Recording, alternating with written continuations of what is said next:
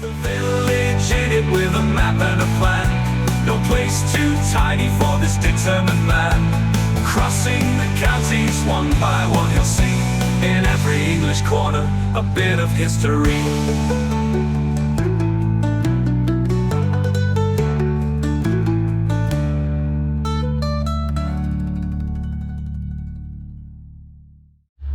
Welcome back to Cheshire East again, everybody. Now in this episode we're going to be talking a bit about a house that's modelled on a palatial mansion, if you like, that you can find in Vicenza in Italy.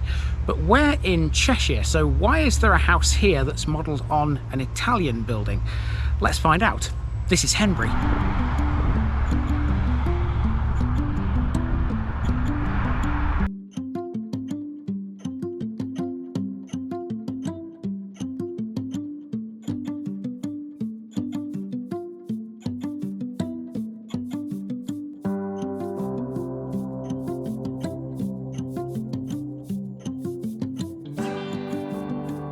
Henbury, household fort. Our last venture into Cheshire East for a while now sees us take on the parish of Henbury, 3.8 miles west of Macclesfield on the A537. To the casual eye, Henbury might appear to be like many modern dormitory suburbs, but it has a history which goes back at least to the Domesday Book. At that time, it was largely wasteland. The ancient village was sited in Henbury Moss to the south of what is now the A537. That area is now occupied by cottages and farms. The jewel in the crown here is the awesome Henbury Hall, which sits in a massive parkland to the south of the modern village.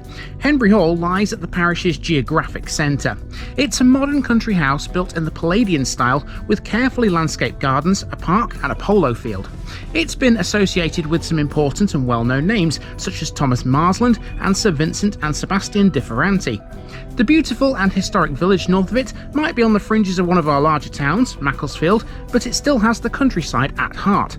Most of the 1,400 acres are still given over to agriculture, and Henbury itself was only really developed greatly in the 1950s, 60s and 70s. Before the war, it could barely be called a village. It's still separated from Macclesfield by a region of greenbelt land, although for how much longer remains to be seen. The church hall plays a central part in community life, as does the Millennium Green, with its specially commissioned sundial aligned by the Astronomer Royal. We'll also be taking in the hamlet of Pexall in this one, and we'll talk about Broken Cross too. So here we have Henbury as it was in 1900. In the Domesday Book it was called Hammerterbury. In the 700 years that have passed since then, there's only been a few changes. Henbury was always a scattered farming community, and the nature of the settlement eventually gave rise to the establishment of a hall, parkland, a mill and possibly a chapel. From about 1350 and probably earlier, the Henbury Hall estate has dominated the landholdings in Henbury. The parkland still is the largest landmark the place has. The main area of settlement 125 years ago was hard to define. Henbury was sporadic, scattered along the Turnpike road into Macclesfield. Things have altered a little now. Let's get started with Henbury Hall. This is what it looked like in 1900, and you'd likely think, looking at modern maps, that it's the same now. Wrong. The parkland is the same, but the building at its centre is not. Henbury Hall has gone through some substantial changes, and some of them are within living memory. Henbury Hall is a country house which sits in a huge parkland about 1 mile to the southwest of the village. Now normally when we come across these, they're quite old. Henbury Hall is different. The present house was built in the 1980s in the new classical style. Designed by Julian Bicknell, it's based on a famous 16th century house in Italy. The history of the hall does go a little deeper. Although very modern, there was at least one previous Henbury Hall. A hall has stood in Henbury from at least the 11th century when it was held by the Mannering family. The Davenport family lived there for over 300 years until Sir Fulk Lucy married Isabella, the last of the line of the Davenports, and he took over the estate in 1657. Lucy came from Charlecote in Warwickshire, from the same estate where William Shakespeare was once caught poaching. There may have been another hall here before 1742, but virtually nothing is known about the estate until that time. That's when a neoclassical style hall was built on the site of the current one. It was lived in by Sir William Meredith until he sold it to John Bower Jodrell in 1779 for £24,000. It then passed to Jodrell's son, Francis, in 1796. John Charles Ryle, the banker and MP for Macclesfield, bought it in 1835 for £54,000. He would sell it in 1842, following his bankruptcy, to Thomas Marsland, the first MP for Stockport. The Marslands made some huge changes to the building. It was then remodelled, giving it a more severe look, and it was also drastically reduced in size. Jane Marsland, the last member of the family to live in it, was forced to sell up after a flood in 1872. Along then came local silk manufacturer Thomas Brocklehurst. In 1876, Brocklehurst reputedly imported a pair of grey squirrels from America and released them into the estate. This had some disastrous consequences for the estate's native red squirrel, as they were completely wiped out. Nonetheless, the Brocklehurst family remained in residence for several generations. In 1957, another family entered the fray, one we've met before in Derbyshire. I'm talking about the Differantes, who we last spoke a little about in Baslow. Sir Vincent Differante demolished the house because of extensive dry rot. He then commissioned the architect Harry Fairhurst to convert the stable block for his own residential use. Henbury was therefore without a hall for 23 years. So why does it have a new one today? The answer is, again, to do with the Differantes. After the death of Sir Vincent in 1980, his son Sebastian and the designer Felix Kelly came up with the idea of creating a new house in the style of a Palladian temple. The house was to be based on the Villa Rotonda, a house near Vicenza, built in 1552 and designed by Andrea Palladio. Kelly designed it by creating an oil painting, a rather unorthodox method. Although based on the Villa Rotonda, there are some significant differences. It has a smaller plan with porticos of 4 rather than 6 columns. Venetian windows have been inserted behind these porticos. The entrance is actually at the basement level rather than at the piano nobile, and the profile of the dome atop it is higher. The hall, though, was built by Bicknell using Kelly's painting. He completed his work in 1986, and Sebastian Differante lived here with his wife Naomi until her death in 2003. Together, they designed the interior with the help of David Milnerek. They also worked together on the gardens. Sebastian died in 2015, and in 2018, Henbury Hall was up for sale.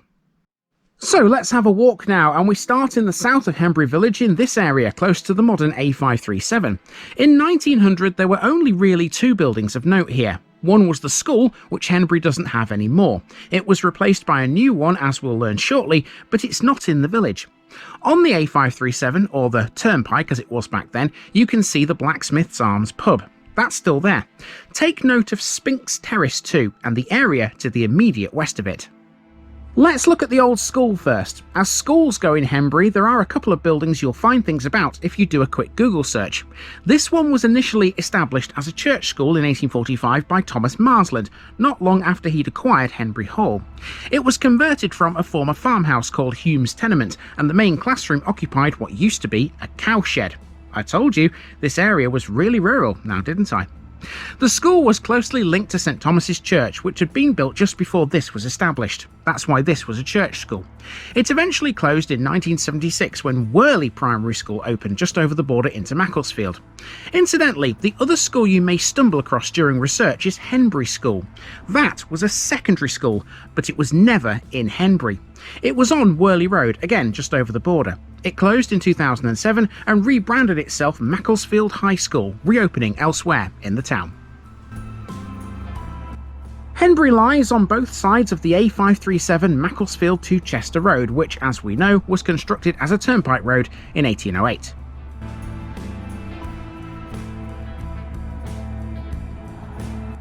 To the Blacksmiths Arms next, on the A537, which once had an adjacent blacksmith's forge. The name reflects this historical connection. A pleasant and welcoming chef and brewer establishment, the pub layout allows for the separation of diners and drinkers, and there's a large tree-lined beer garden separated from the main road.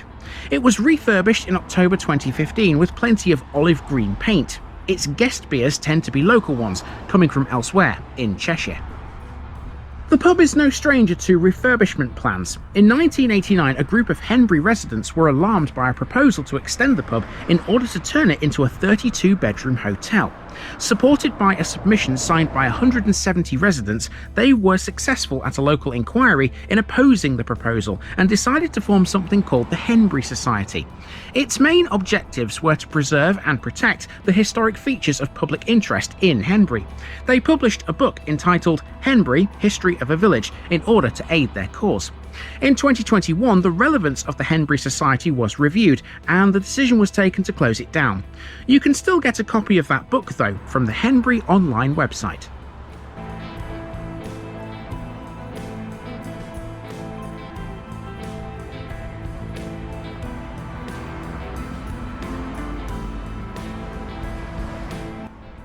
So this is the area over the road from the pub, marked on that map as Spinks Terrace. A search for something about the terrace yielded nothing, but there were other things across here. There was at one time a cabin on the side of the road where a lady called Mrs. Sigley would sell things like pop and sweets to passers-by. Some of the older Henbury residents can still remember it. In more recent times, this area was occupied by Flora Garden Centre, founded in 1948. As you can see, the site of the centre is now in the process of being redeveloped. This will be 14 new homes and a new commercial unit when it's completed.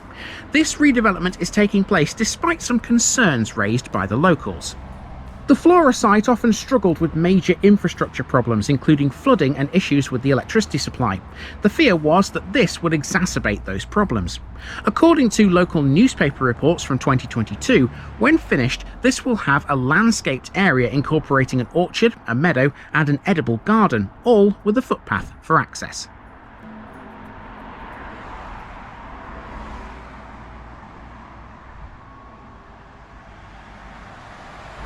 So we've got a village sign here on the A537. It's got on it a fox at the bottom and a tree with some kind of bird in it. Not quite sure what kind of bird that is. Maybe the ornithologists out there can recognise that one. But you can find that on the junction of the A537 and Pepper Street, which is where we're going now. We're going to head up Pepper Street and take a right turn. When we do that, we're heading towards the church. Between here and there, we have the small matter of Henbury's most magnificent feature, the Millennium Green.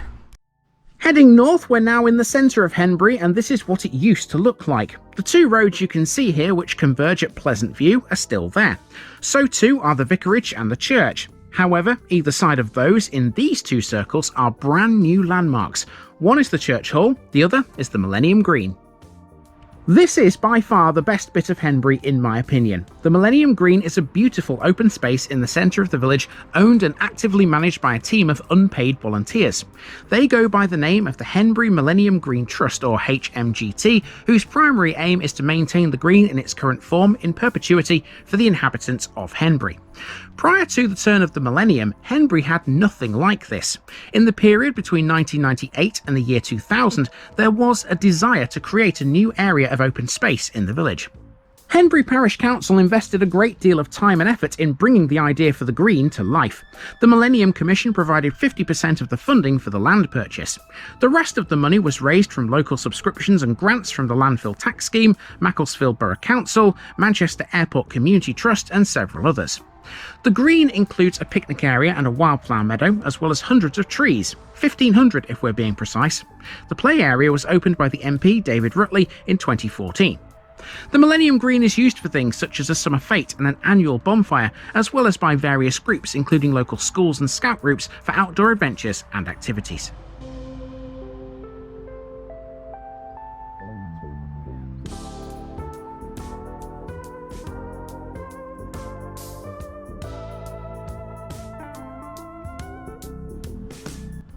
The house on the edge of the Millennium Green is the Vicarage, which is a lot bigger than it looks, let me tell you. Let's brush past this to get to the church.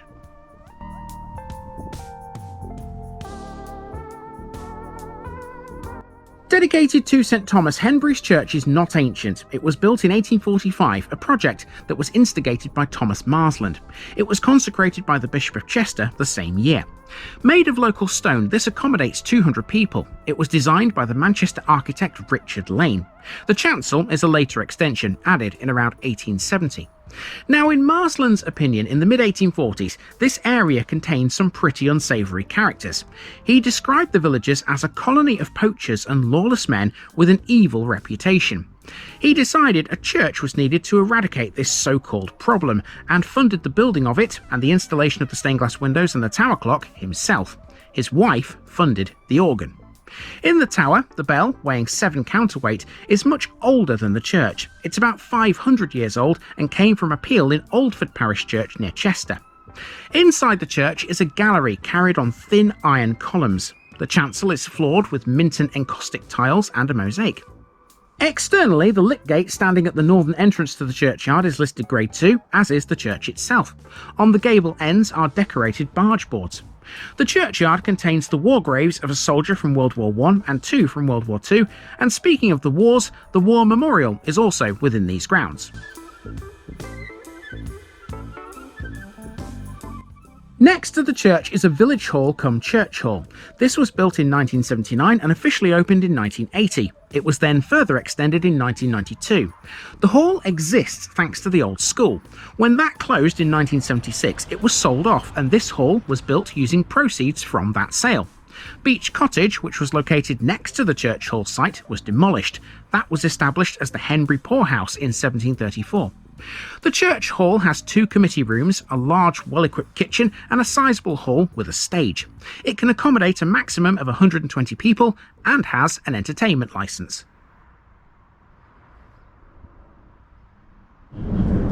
Plane passing overhead. We're not a million miles away from Manchester Airport here, so the sound of planes in the sky is something that you should be used to here if you live in Henbury.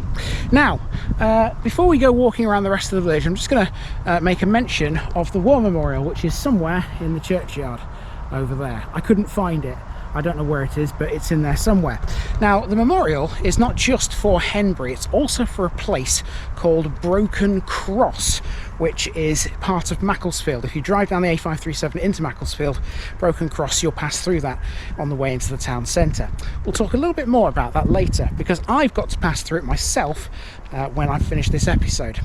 For the here and now, though, we're walking around the rest of Henbury, and this is what it looks like. Now we're heading immediately north of where we've just been. Note the name of Davenport Hayes, a house that's in this area. It's a reference to Henbury's long-standing connection to the Davenport family. That house is still there, but so too are very many others. Within this circle is where most of the modern villagers live. Until the end of World War II, Henbury was not a village in the conventional sense. Its main feature was Henbury Hall and its estate. Throughout the remainder of the parish were a scattering of farms, the closest concentration of which was a group at Henbury Moss on Fanshawe Lane. That was, in effect, the extent of Henbury. There were no housing estates. To the north of everything we've seen so far was fields and farmland.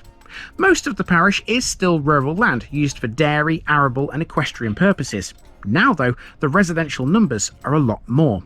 Approximately 90% of the population now live in this area, bounded by Church Lane, Anderton's Lane, High Tree Drive and Henbury Rise. This is sometimes referred to as the village. This is a marked difference from how it used to be. Until 1914, about 66% of the total population lived to the south of Church Lane. Henbury at that time had about 360 residents. By 1950 the population had risen, but only to around 400. Post 1950 is when the real change started to happen. Firstly, council houses were built on the northern side of Church Lane, then private houses were erected on the land that remained there, as well as on the southern part of Anderton's Lane. Then, in the 1960s and into the 1970s, the houses on Henbury Rise and High Tree Drive and the roads leading off them were built too. Thus, we now have a compact area of housing containing some 155 dwellings. This is considered now to be the modern village of Henbury. So like Chelmsford, Henbury has effectively moved. On School Lane there's a signpost saying Henbury 1¼ miles, and it points in a northeasterly direction.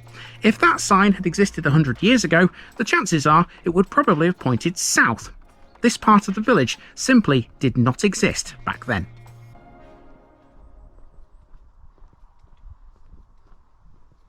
So you can walk around that lot in a nice neat little circle, and at the bottom of Anderton's Lane you come to a junction with Dark Lane, this here. You can see why it's called Dark Lane, can't you? It's overhung with lots and lots of trees. We're not going down there, looks a bit too creepy and too spooky. We'll go this way instead. This takes us back to Pepper Street, and then we'll head back down that towards the A537, and then we need to do quite a lot of driving to end this episode. Now we're going to do some driving around the areas to the south and east of Henbury. Shown here is Pexall, a small hamlet which used to feature in the old name of the parish, Henbury cum Pexall. Pexall has changed very little since the time of this map. The same houses are still there, as is the long and windy road leading to it. Pexall is sometimes called Pexhill or Pexhull. It has very little known history, so there's not a lot of point staying here for a long time. Instead, we'll drive through this to Broken Cross.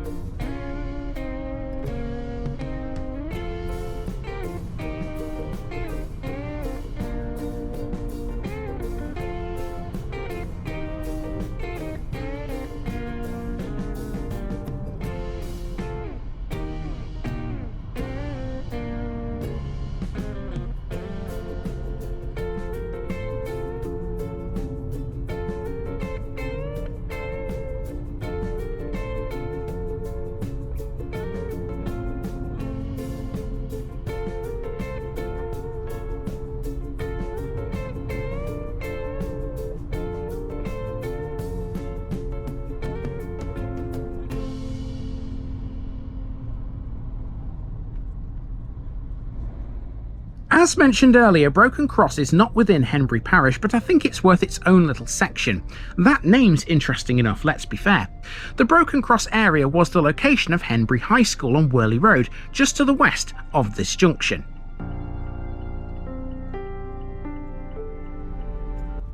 This is Worley Road, and the site of the school was on the right hand side of shot here. It's now a brand new housing estate.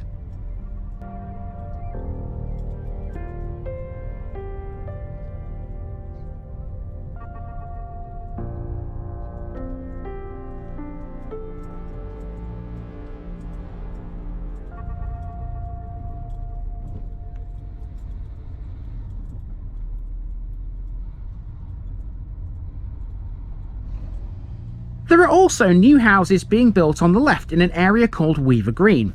It's within the Henbury boundary, so that means when it's finished, the population of the parish will rise again. There have been a number of concerns about this area. This is Greenbelt land, but Bellway Homes were granted permission to build 157 new homes on it in 2019. The site was originally approved for Frederick Robinson Limited to have 135 dwellings. The original plans were described as the biggest house build in Macclesfield in a generation.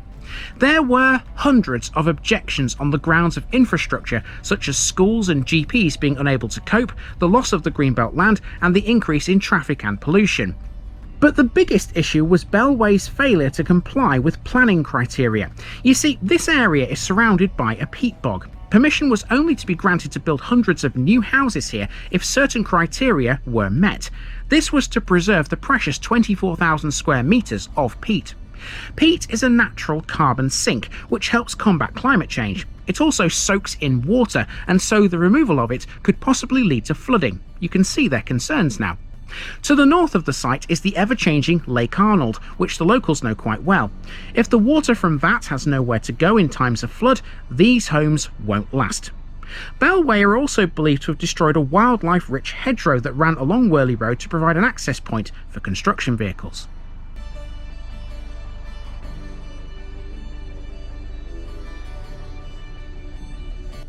One road that leads away from Broken Cross is the A537 running back towards Henbury. To finish with, we have a pub which sits on it, just on the Henbury side of the parish boundary. This is the Cock Inn, a traditional country inn that was tied to Robinson's Brewery. Although it's still standing, it's not currently trading. At the end of last year, it announced via a grateful Facebook post from its outgoing management that it would be closing its doors. For how long, though, remains an unanswered question.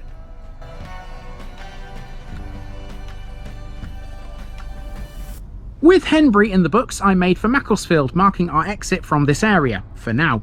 We still have a lot to cover in these parts. There are 141 more to visit in Cheshire East as a whole. I'll be back again soon, but the likelihood is it won't be this year. Sit tight then, Cheshire folks, you're in for a bit of a wait, but there's lots more to come back for.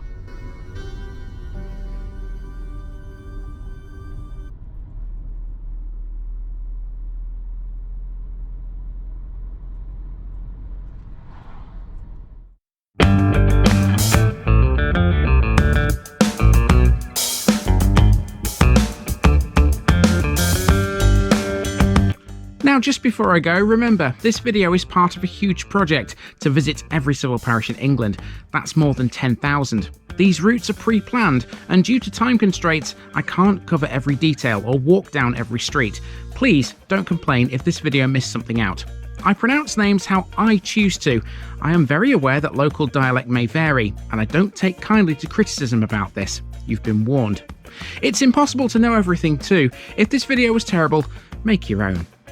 If you're a regular watcher of The Village Idiot, you're not the only one. If you've got a small business, why not use my videos to advertise it? Leave a comment below if you're interested.